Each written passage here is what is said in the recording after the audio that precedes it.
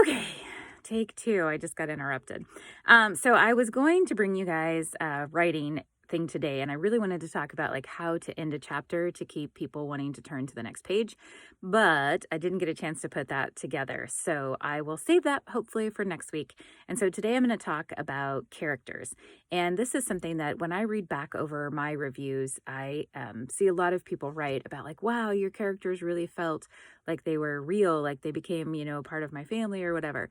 And as I tell my creative writing students, when I'm telling them to picture characters, I tell them my secret. My secret is very simple, but I picture my characters based on real people. So not every single one, obviously, because I've written a ton of books and they're not all based on real people, but a lot of them are. Like I will, first of all, I've always been a people watcher. When I was younger, my mom and I used to go to the mall and eat pretzels and watch people. So that's always just been part of who I am anyway. And so now I just do that for my books. So a lot of times, like I'll just watch people, and even if I don't know them, I'll be like, oh, wow, it seems like they probably have an interesting story. And I'll take mannerisms or things that I saw them do and bring those into characters. More often than not, they're actually people that I know. So people that I work out with at the gym or people that I go to school. Sometimes they're based off of students who really like stand out in some way in my head, or like some of the teachers that I work with, or people that I've worked with at previous jobs, or people that I go to church with. So I always try to picture that person in my head when I'm writing the character, and then I think about, okay, what would they do? How would they do this? How would they say this? How would they, and there's still things that I try to improve on. Like I'm working on adding mood in with the kids in creative writing right now. And so as I go back and read over my stuff, I'm like, oh, I could add some more mood in here. I could add some more things in here. So writing is not one of those processes that like you ever get perfect at. But after 7 years, I feel like, I'm starting to learn more of the things of what the industry wants and how to put it all together. And so characters is one of the things that I really enjoy.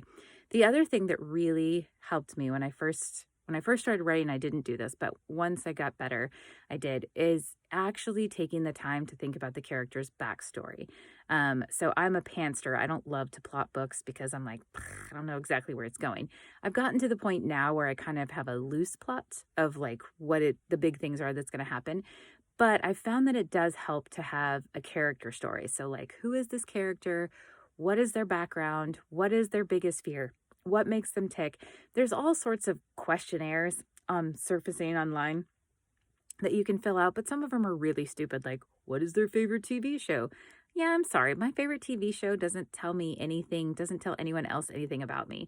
So, those kinds of questions I don't find helpful, but definitely things that would make them act a certain way. So, like emotional triggers that happened in the past or habits that they have, um, ways that they say, like, I always tell the kids, like, I'm from Texas, and in Texas, everything's a Coke.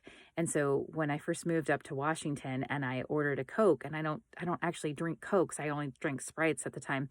And they handed me a Coke. I was like, what is this? And they're like, you ordered a Coke. And I was like, yeah, but you're supposed to ask me what kind of Coke. So it's those kinds of things that I try to bring into my characters. And I always like to put a little bit of myself in all the books too. So if you've actually read my books, there's a piece of me, of something that I've done, something that I've owned, something that's a part of my story in every single book. So it's just kind of fun to actually bring them to life. Okay, so that's what I have for characters today. If you are wanting to write, think about people watching and really watching to see what people do.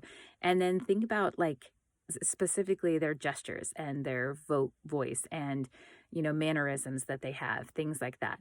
And then think about how to make your characters human, because one of the things that I see a lot is perfect characters. Yeah, sorry, we're not perfect, right? We're all humans, we're all flawed. And so having those issues, those flaws, are what makes your character real.